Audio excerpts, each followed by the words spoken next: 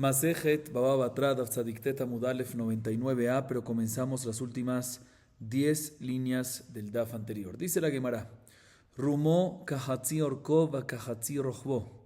Raya la davar Rabban Shimon Gamliel Omer que binyan haechal. Mencionamos en la Mishnah, en la clase anterior, cuánto es la altura que debe tener una casa. Ya sea una casa chiquita, una casa mediana, una casa grande. ¿Qué altura debe tener? Dijo Tanakama en la Mishnah, la altura de una casa es la mitad de lo largo más la mitad de lo ancho. Después dice la Mishnah, Reayal Davar, y una prueba para esto, Rabban Shimon Gamliel dice que Binyan HaEchal, como la construcción del Ejal del Bet HaMikdash, que era, la altura era equivalente a la mitad del ancho más la mitad del largo. Y la Gemara trae una discusión cómo se entiende esta parte de la Mishnah. Reayala davar man katanila. Ika de amar Rabban Shimon Gamliel katanila. Veaji kamar reayala davar minain. Amar Rabban Shimon Gamliel hakol que binyan echal. Veika de amar tanakama katanila. Ve Rabban Shimon Gamliel atmue kametame. Veaji kamar lele tanakama. Reaya minain me binyan echal. Atu kule alma. Que binyan echal abde. Dice la Gemara, hay dos maneras como entender esta parte que mencionamos de la Mishnah. Una manera es como explicamos hasta ahora, que Tanakama dice que la altura de una construcción debe ser la mitad de lo largo más la mitad de lo ancho. Y después viene Rabban Shimon Gamliel y dice, Rayal Adabar, te voy a traer una prueba. ¿Cuál es la prueba? El Ejal, que el Ejal tenía la altura del Ejal era la mitad del ancho más la mitad de lo largo. Esa es la primera manera como explicar la Mishnah. Hay otros que opinan, que explican la Mishnah de otra manera, que en verdad Tanakama es el que dice que la altura de la construcción debe ser la mitad de lo ancho más la mitad de lo largo. Y después el mismo Tanakama es el que estaba trayendo una prueba, ¿sí? Una prueba. ¿Y qué prueba iba a traer? O sea, cuando dice la Mishnah Rayat del Adabar, es Tanakama. Tanakama está trayendo una prueba. ¿Y qué prueba iba a traer? Del Ejal. Y ahí es cuando viene y lo interrumpe, sabiendo que iba a traer una prueba de Ejal, viene Rabban Shimon Gamliel y lo interrumpe y le dice, ¿cómo crees? ¿La raya de dónde? ¿Del Ejal que ibas a traer? Eso no es una prueba. ¿Que acaso todas las construcciones deben ser iguales a la construcción del Bet HaMikdash? O sea que Rabban Shimon Gamliel viene a discutirle a Tanakama, a preguntarle sobre la prueba que iba a traer, que era obvia que era del Ejal. O sea que según esta segunda opinión, cuando la Mishnah dice Rayal Davar, es parte de Tanakama, que Tanakama iba a traer una prueba del Ejal, y vino Rabban Shimon Gamliel y lo interrumpió y de manera exclamativa dijo, ¿acaso ibas a traer del Ejal? ¿Qué? ¿Acaso tienes que aprender todas las construcciones de la construcción del Ejal? Ok, seguimos. Tanya Jerim Omrim Rumó que Korotav, Veleima Rumó que Rochbo, y Baitema Beta Me'ilai Rabach, y Baitema Mishum de Ika Be Kave. La Gemara trae una baraita que trae la opinión de Ajerim. Ajerim normalmente es Rabbi Meir. Ajerim dicen que la altura de una casa debe ser como el ancho, la medida de las vigas que van hacia lo ancho de la casa. Las vigas que van en la parte superior, en el techo, la medida de las vigas, eso debe ser la altura. Pregunta la Gemara, ¿por qué me dice Ajerim que la medida de la altura debe ser como la medida de las vigas? Debería decirme algo más sencillo, la medida de la altura debería ser como el ancho. ¿Por qué como las vigas? Dice la Gemara, no, porque las vigas a veces es más que el ancho. Dos maneras como explicar, dice la Gemara. La primera manera es que muchas veces la pared de la casa está hecha de piedras y la base es mucho más ancha y poco a poco se va haciendo más angosta la pared, ¿sí? Igualmente el otro lado. De tal manera que en la parte de abajo el aire que hay, el espacio aéreo es menor que arriba. Entonces si yo digo ancho, es el ancho de abajo. Si yo digo viga, es la viga que va arriba, que es mucho más. Por eso cuando dice Ajerim, dice la altura de una casa es la medida de la viga, no del ancho, porque el ancho a veces abajo es más angosto. Porque así a veces se construyen las paredes. Cuando son de piedras abajo son anchas y después se van haciendo más chiquitas.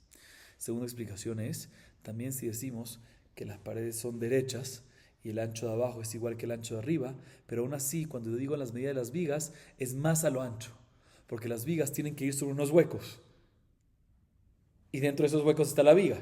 A diferencia del ancho de la pared que hay, el espacio aéreo que hay entre pared y pared es menor. Entonces, por eso cuando a Ajerim dijeron que la altura es como la medida de las vigas, ¿por qué no dijeron medida del ancho? No, porque es diferente. Seguimos. Rabbi Haina nafak le kiriata. Ramule kraea de adadi. כתיב, והבית אשר בנה המלך שלמה לשם, 60 אמה אורכו ו20 רוחבו, ו30 אמה קומתו. וכתיב, ולפני הדביר, 20 אמה אורך ו20 אמה רוחב, ו20 אמה קומתו.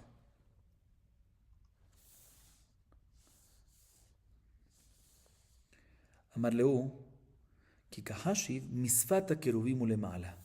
מהי כמשמלן? הכמשמלן, למטה כלמעלה. מה למעלה אין משמש כלום, אף למטה אין משמש כלום. מסייע לרבי לוי, דאמר רבי לוי ויתמה רבי יוחנן, דבר זה מסורת בידינו מאבותינו, מקום ארון וכרובים, אינו מן המידת. האין אחי ארון שעשה משה, יש לו רווח 10 אמות לכל רוח ורוח. La Gemara ahorita nos habla sobre la altura del Kodesh HaKodashim, ¿sí? Y nos trae una contradicción entre dos pesukim. Dice la Gemara, una vez estaba Rabbi Hanina y salió a los pueblos y le preguntaron la siguiente contradicción, la gente del pueblo. Por un lado, el pasuk en Melahim nos dice que la casa que construyó Shelomo para Kadosh Baruj Hu tenía 60 amot de largo por 20 de ancho y ¿cuánto de alto? 30. Sí, importante aclarar, cuando dice aquí 60 amot de largo, se refiere a toda la construcción que había, que es las dos, la parte exterior y la parte interior, los 2 cuartos que habían, más el ulam, por eso es 60 de largo, pero solo el Kodesh HaKodashim es solamente 20 amot por 20 amot. Pero bueno, de todas maneras enfoquémonos en lo alto. En lo alto el pasuk en Melahim nos dice que ¿qué altura tenía esa construcción? 30 amot. Por otro lado, el pasuk, este es el pasuk, el primer pasuk en Melahim. Hay un segundo pasuk en Melahim que nos dice que la altura era de 20 amot. Contradicción. Entonces la altura, en el primer pasuk vemos que es 30 amot y en el segundo vemos que es 20 amot. Contradicción. Así le preguntaron a Rabbi Haina y Rabbi Haina respondió, no, te voy a explicar. En verdad, la altura del Kodesh HaKodashim, ¿cuánto es? 30 amot. ¿Por qué el segundo pasuk dice que la altura es de 20 amot? No, se refiere de lo más alto de los querubines, de los querubín. De ahí hasta arriba, hasta el techo, había 20, pero los querubín mismo medían ¿cuánto? 10. Entonces, de ahí en adelante había 20, 20 más 10, 30, o sea que no es contradicción. El primer pasuk se refiere a toda la altura completa y el segundo pasuk cuando dice 20 es 20 desde los querubín que estaban encima del arca hasta el techo. Los querubín tenían una altura de 10. Dice la Gemara, listo, perfecto, pero ¿por qué el pasuk me tiene que decir la altura del Kodesh HaKodashim desde lo más alto del querubín hasta el techo? ¿Por qué? ¿Por qué decirme así? Que me diga toda la altura completa, total. ¿Por qué tiene que referirse desde los querubín hacia el techo, hacia arriba? Dice la Gemara, no, porque el pasuk te quiere enseñar que abajo, que la parte es inferior, cuando digo inferior me refiero a las partes de los querubín, esos 10 amot son equivalentes a la parte superior, o sea, los 20 amot. ¿Equivalente en qué? De la misma manera que la parte superior está vacío, no hay ningún utensilio, no hay nada. También la parte inferior, los 10 amot, aunque están los querubín y el arca, las que están los querubines y el arca, es como si fuese que había un nes. Como si fuese que estaban los querubín, el arca y los querubín, pero no agarraban espacio. Eso es lo que nos quiere enseñar. Por eso el pasuk nos dijo que 20 amot desde los querubín, para enseñarte que de la misma manera que los 20 amot de arriba son vacíos, también abajo son vacíos por milagro. Aunque estaban los querubín y el arca, como si fuese que está vacío. La Gemara trae una prueba, o mejor dicho, la Gemara dice que aparentemente eso es una prueba a favor de Rabbi Levi. Hay unos que dicen que a favor de Rabbi Yohanan, que dice que ellos dijeron que ellos tenían una tradición de sus padres, que el lugar del Aarón, del arca y de los querubín no están incluidos en las dimensiones del Kodesh HaKodashim. O sea, que tú podías medir el Kodesh HaKodashim y era como si fuese que no se encontraba Nes, un milagro, que no había un arca. Y efectivamente hay una varita que dice que el arca que hizo Moshe, ¿sí? Cuando lo colocaron en el Bet HaMikdash que construyó Shelomo, en el Kodesh HaKodashim que construyó el rey Shelomo, ¿sí? ¿Cuánto había en el Kodesh HaKodashim de Shelomo Amelech? 20 por 20 amot, ¿sí? Y lo colocaron, el arca estaba hacia el oeste, en la mitad, pegado al oeste, en la mitad, y cuando medían, había 10 amot de un lado y 10 amot del otro lado. Y lo largo del Aarón era 2 amot y medio.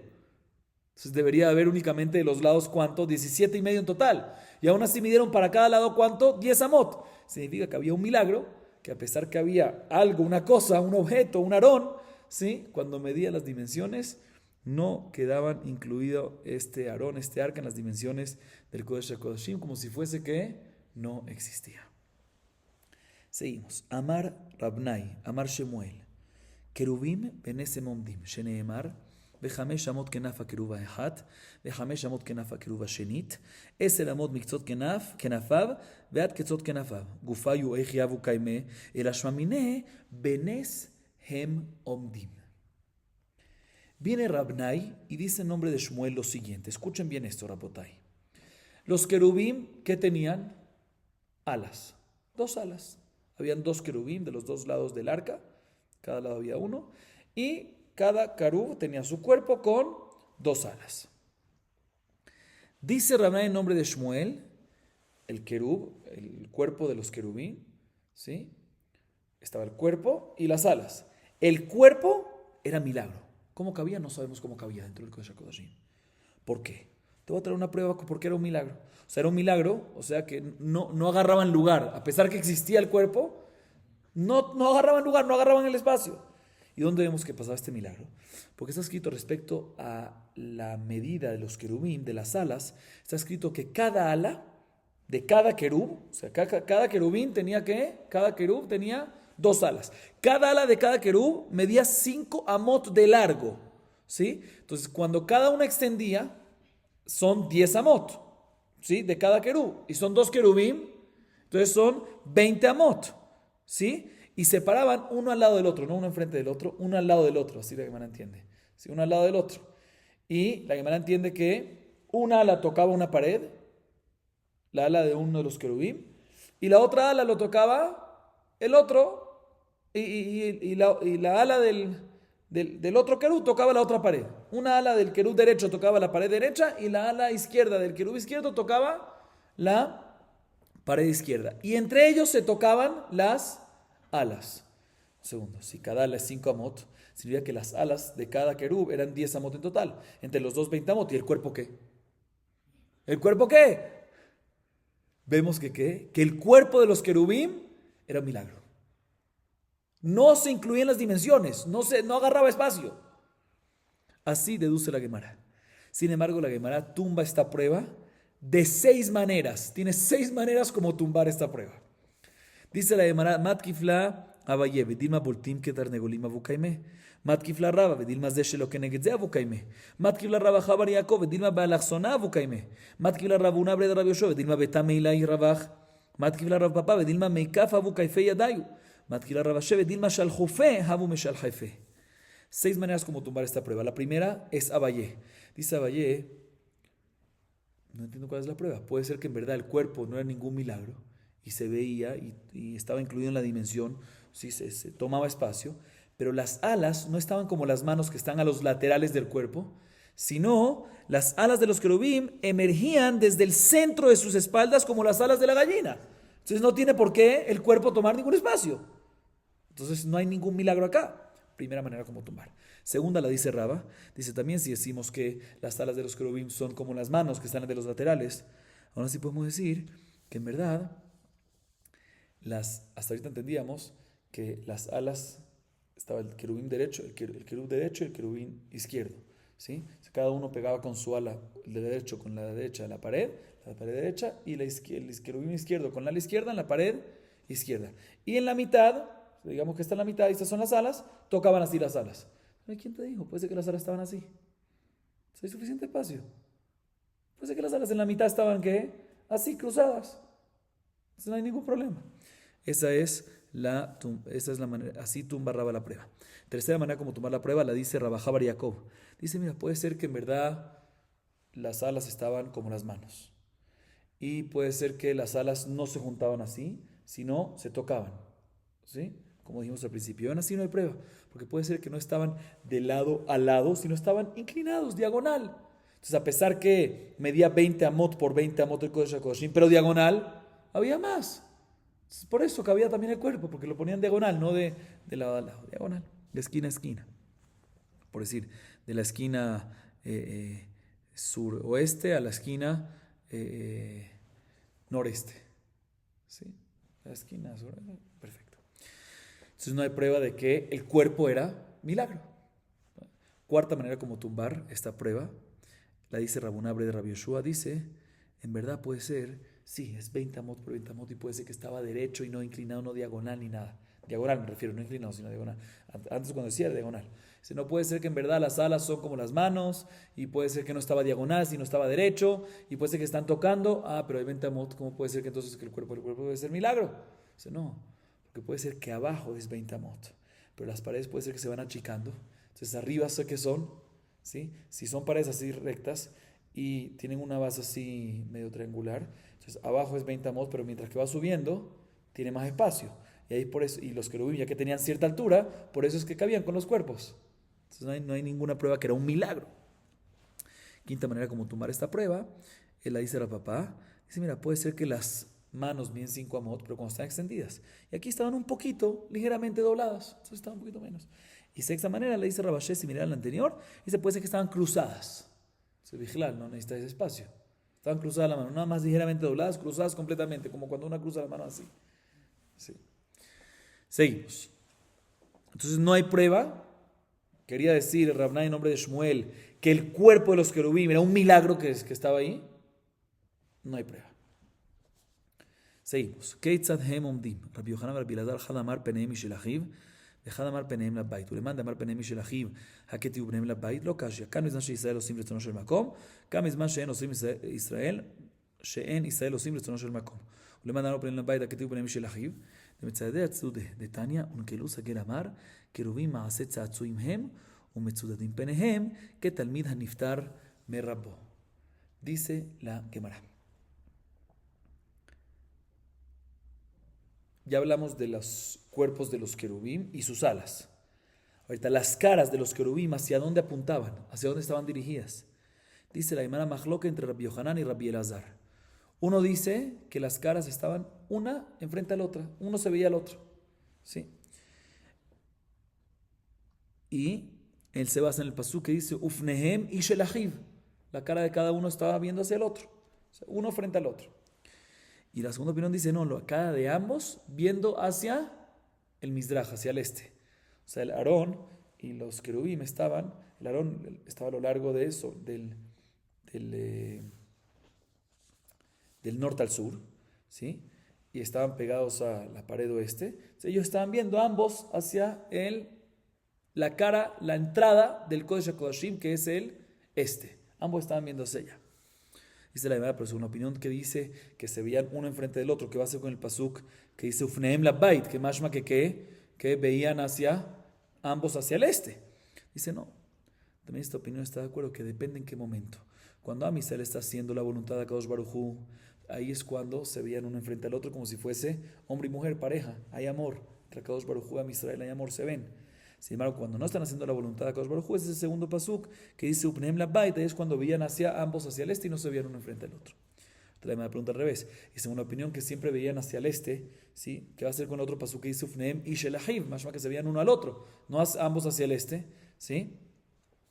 Dice la Gemara, no. También según esta opinión que ambos veían hacia el este, pero sí ligeramente, un poquito, volteaban la cara hacia cada uno. Entonces, si ambos veían hacia el este, hacia enfrente, hacia el este, hacia la entrada del Kodesh HaKodashim, pero veían un poquito así, como dice Onkel Usager, los querubim eran Maaseh Tza'atzuim, o sea, estaban hechos como bebés, eran fotos de bebés, ¿sí? Y sus caras estaban ligeramente volteadas, ¿sí? Uno al otro, como si fuese un talmid, un alumno que se está despidiendo de su maestro, que no se puede ir y darle la espalda, y tampoco puede irse detrás porque se va a tropezar. Entonces, ¿qué hace? Se va como que de lado, o sea que se voltea un poquito. Igualmente ellos veían hacia el este, según esta explicación, según esta opinión, pero se volteaban un poquito hacia el otro.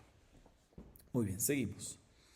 Dice la Mishnah, מי שיש לו בור לפנים מביתו של חברו, נכנס בשעה שדרך בני אדם נכנסים, ויוצא בשעה שדרך בני אדם יוצאים, ואינו מכניס בהמתו ומשקה מבורו, אלא ממלא ומשקה מבחוץ.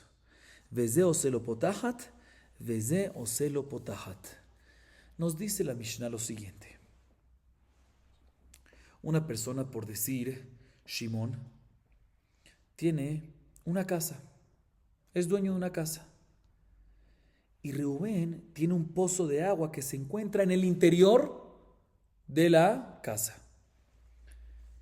Y este Reubén, el dueño del pozo de agua, le compró a su compañero Shimón el derecho de poder usar su casa para poder entrar hacia el pozo de agua y sacar agua.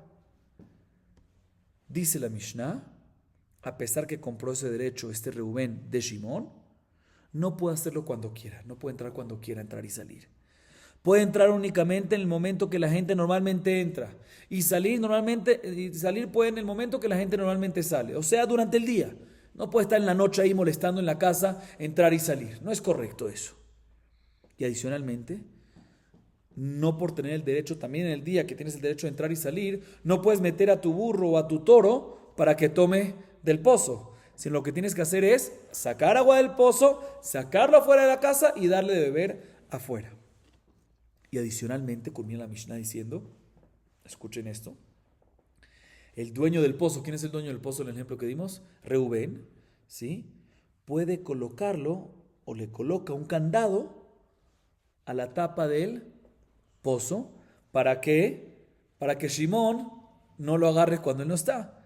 E igualmente, Shimón coloca también un candado. Y de inmediato la Gemara pregunta, Potahat leheja, Amar Rabbi Yohanan, shenehem labor. Bishlama ba labor, baile shtamure maya de bore. Ela ba labay lamale, Amar Rabbi Elazar, mishum hashad ishto. Dice la Gemara, cuando la última alajá mencionamos de que el dueño del pozo Reubén pone un candado en la tapa, ¿sí? Está claro, pone un candado en la tapa. ¿Para qué? Como explicamos, para que Shimón no lo robe. Pero cuando decimos que también Shimón pone un candado, ¿candado en dónde? Dice Rabbi Yohanan, también en la tapa del pozo. Pregunta la Gemara, no entiendo. Yo entiendo por qué Reubén tiene que poner, ¿para qué? Para cuidar su agua, que no se la quiten. Pero ¿por qué Shimón va a tener que poner un candado ahí? ¿Por qué va a tener que poner? Dice Rabbi Elazar, para que no haya sospecha de su mujer, de Shimón. O sea, explico. Los que ven pueden sacar un rumor, un mal rumor, un laz, ¿sí? Que Reubén está entrando a sacar agua y la mujer de Shimón está teniendo relaciones con él. Para que no pase eso, le decimos a Shimón, al dueño de la casa, tú también ponle un candado, de tal manera que no existe que Reubén entra sin que tú sepas.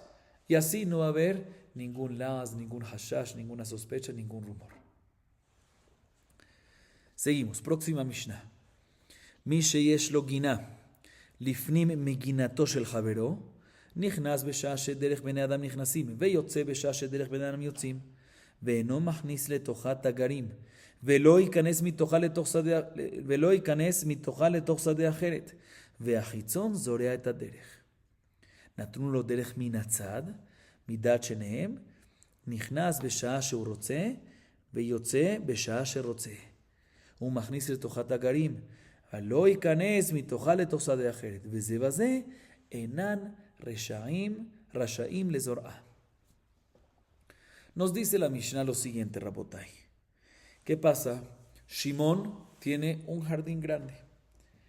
Y en la parte interna, al final del jardín de Shimón, Reubén tiene un jardín.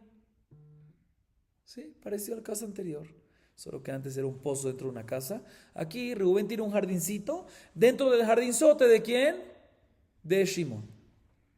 Y efectivamente, el exterior, o sea, Shimón, el jardín exterior, le permitió y le dio el derecho y el camino para que pueda pasar por el jardín exterior y así pueda llegar Reubén al jardín interior. Dice la Mishnah, aún así, aunque Reubén tiene el derecho de pasar por el exterior para poder llegar al jardín interior, no puede hacerlo cuando quiere.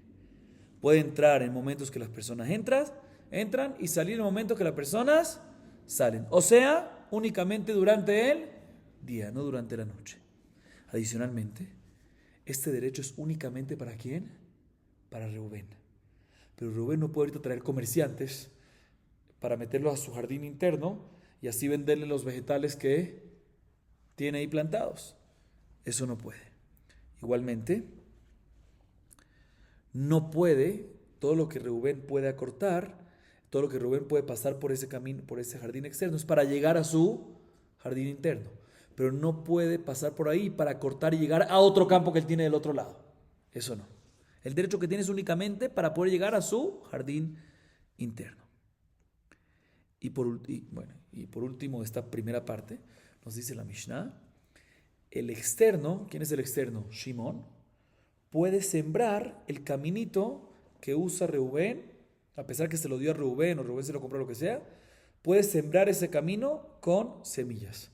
¿Por qué? Porque al sembrarlo, puede ser que moleste un poquito a Reubén al pasar por ahí, pero no molesta tanto, ya que sigue siendo accesible. Por lo tanto, puede Shimón el externo sembrar en ese caminito sin problema y Reubén pasa por encima, aunque le molesta un poquito, ya que le es un poquito nada más, no hay ningún problema que Shimón lo haga. Así nos dice la Mishnah en la primera parte. Segunda parte de la Mishnah, sin embargo, dice la Mishnah, pero ¿qué pasa si el Bedín le dio al interno? ¿Quién es el interno? Reubén, el que tiene el jardín interno, ¿sí? No un camino por la mitad del jardín externo, no un camino por la mitad del jardín de Shimón, ¿sí? Sino el lado, por el lado. Y ambos estuvieron de acuerdo con eso. Ahí el derecho del interno, el derecho de Reubén, muy bien, no está limitado con lo que dijimos antes. Y por lo tanto puede entrar también en momentos que no todo el mundo entra, cuando él quiera, y puede salir cuando él quiera también. ¿Por qué? Porque ya que es por el lado, no molesta. Igualmente, puede meter a comerciantes, no molesta, es por el lado. Sin embargo, también en este caso, dice la Mishnah, aunque es por el lateral, aunque es por el lado, no puede usar ese camino del lado para acortar hacia otro campo. Eso es únicamente para el campo, para el jardín interno de Reubén. No puede Reubén pasar por ahí para llegar a otro campo que tiene del otro lado el mismo Reubén. ¿Sí? Y en este caso, en este último caso que es lateral, no puede sembrar ese caminito lateral, no pueden sembrarlo ninguno de los dos. Ni Shimón el externo, ni Reubén el interno. ¿Y por qué? Explico aquí por qué ambos tienen prohibido. Bueno, el interno obviamente no puede sembrarlo, igual que en el caso anterior, que en la parte primera, no puede porque el único que tiene es un derecho de pasar, no derecho de sembrar. Lo único que le dieron ese caminito de lateral o en la mitad es únicamente para pasar, no para sembrar. Por eso el de interno no puede, Reubén no puede. Pero ¿por qué Shimon no puede como en la primera parte? Explico, porque en la primera parte, en la primera parte el camino está en donde, en la mitad, ¿sí? Ahí en ese caso, si no me permite sembrar en la mitad de mi campo, me está haciendo perder mucho. Entonces, ¿tú qué te perjudica que va a tener que caminar por encima? Y eso molesta un poquito, sí, pero yo me perjudico mucho que en la mitad de mi campo no va a tener que sembrar. Eso es grave. Pero cuando es el lateral, ya que molesta un poquito caminar por encima de las semillas y no hay una pérdida grande para el externo porque es por el lateral, por eso en ese caso le prohibimos al externo sembrar también. Así nos dice la Mishnah. Viene la Gemara y nos dice lo siguiente. Amar Rabbi Yehuda Amar Shemuel. Ama beta shelachim ani mocher lach noten lo shete amot letocha ve'ama mikan להגפיה. אמה בתקילון אני מוכר לך, נותן לו אמה אחת לתוכה, וחצי אמה מכאן וחצי אמה מכאן לאגפיה.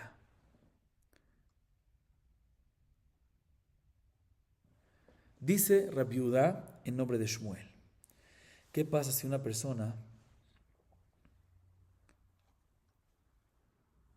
digamos Shimón, tiene un campo que está al lado de un río, digamos. Y Reubén tiene un campo después. Entonces él necesita llevar el agua del río hacia su campo, no está cerca. El campo de Shimón está cerquita, pero el campo de Reubén no. Entonces, ¿qué tiene que hacer? Un canal. Y es importante hacer ese canal, ¿por qué? Porque no era suficiente las lluvias, era un campo de regadío, o sea que se necesita regar. Entonces, ¿qué hizo? Viene Shimón y le dice, mira, si quieres, te ofrezco un canal en mi campo para que lo hagas y puedas por ese canal transmitir y llevar el agua del río hacia tu campo. Te lo vendo ese canal. Y no especificó las medidas del canal. ¿Sí?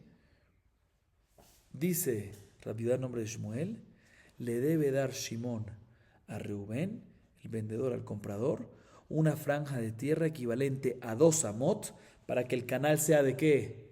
De 2 amot de ancho, tiene que ser bien ancho, porque si es un campo de regadío necesita mucha agua, entonces necesita ser muy ancho, ¿sí? Y adicionalmente una amá para cada lado. ¿Para qué? Para arreglar. ¿Cómo se hacía el canal? Se acumulaba tierra en las orillas del canal para que el agua pase y no se desborde, ¿sí? Entonces si se cae o no se cae se necesita arreglar. Entonces por eso le da 2 amot para el canal en sí y una amá de cada lado más. ¿Para qué? Debe darle una amá para cada lado más. ¿Para qué? Para poder hacer esas orillas, esos montículos en los laterales y así que el canal quede y el agua vaya. En caso que se necesite arreglar, puede arreglar sin problema. O sea que total, ¿cuántos amot? 4 amot por todo lo largo. Entonces cuando le vendió, nos dice Rabbi Yudá, nombre de Shmuel, cuando le vendió Shimón a Reubén un canal dentro de su tierra y no especificó medidas, incluye ¿qué? Un canal para un campo de regadío, incluye 4 amot, 2 para el canal en sí y una amá de cada lado. Sigue diciendo Rabbi Yudá, nombre de Shmuel, si le dijo Shimón a Reubén, te vendo una amá, un canal de quilón. ¿Qué es quilón? Es un canal mucho más angosto, que es únicamente para llevar agua para que los animales beban y así que también haya agua para poder lavar ropa, que ahí se necesita mucho menos agua que regar un campo entero. Entonces aquí es suficiente que le dé Shimón a Reubén una franja en su campo de una amá de ancho, un codo de ancho para el canal en sí y media amá de cada lado para los montículos y cualquier arreglo. O sea, total que 2 amot. Viene la Gemara y pregunta lo siguiente: Veotan agapaim mi Zoram. Rabbi Yudá amar Shemuel baal hasadeh Zoram. Rav Nachman amar Shemuel baal hasadeh notam. Man de amar Zoram kol shiken notam. Man de amar notam, aval Zoram lo halhule me halhule. Dice la Gemara, listo, entendido, pero mi pregunta ahorita que tengo es, esos laterales, ya sea en el primer caso cuando el canal es de 2 amot, que se da una amá de cada lateral, o ya sea en el segundo caso que el canal es de una sola amá y se da media amá de cada lado, ¿sí? Esos laterales, ¿quién puede sembrar ahí?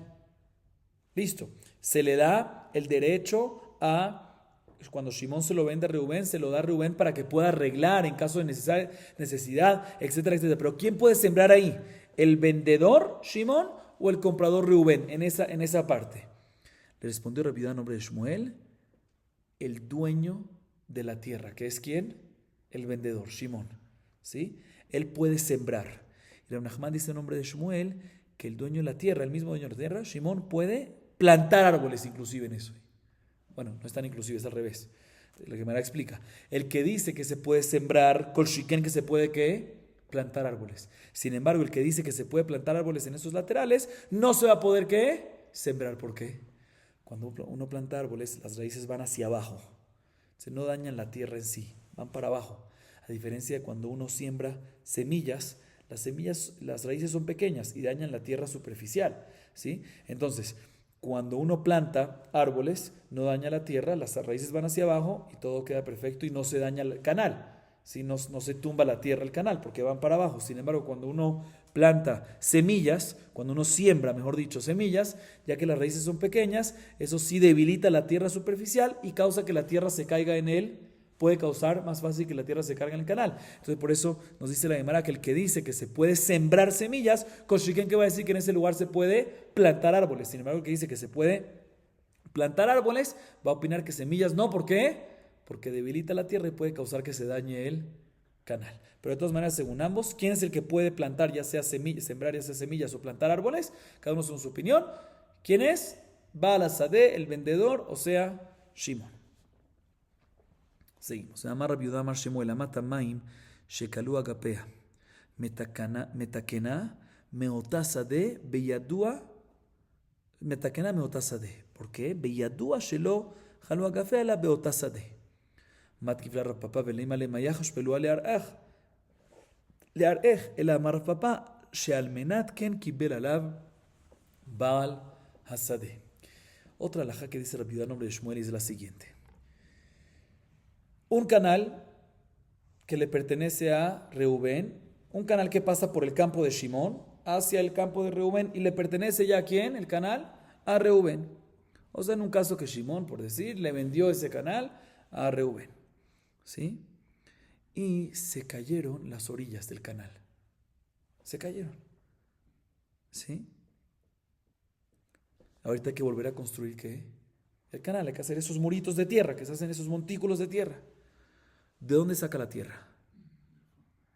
Dice Rabbi Yudá, nombre de Shmuel, la alajá es que el dueño del canal, o sea, Reubén, debe arreglarlo y construirlo, esas orillas nuevamente, de la tierra de ese mismo campo, o sea, del campo de, o sea, Reubén reconstruye eso con la tierra de ¿quién?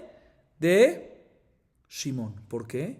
Porque la Hazaká, nosotros presumimos, tenemos una presunción que el montículo que se cayó hacia la tierra de Shimón. Entonces puedes agarrar de ahí mismo, porque la tierra que estaba en montículo se cayó a la tierra de Shimón, entonces agarrarla de ahí otra vez. Dice la Gemara, pregunta a papá, ¿y quién dijo? Puede ser que se cayó hacia adentro del canal y se la llevó el agua. Entonces, porque ahorita vas a poder agarrar más tierra. Dice la Gemara, no, te voy a explicar, dice la papá otra explicación. También si se cayó adentro del canal de agua y se la llevó el agua, puede Reubén volver y agarrar tierra de la tierra de Shimón. ¿Por qué? Si está agarrando más tierra.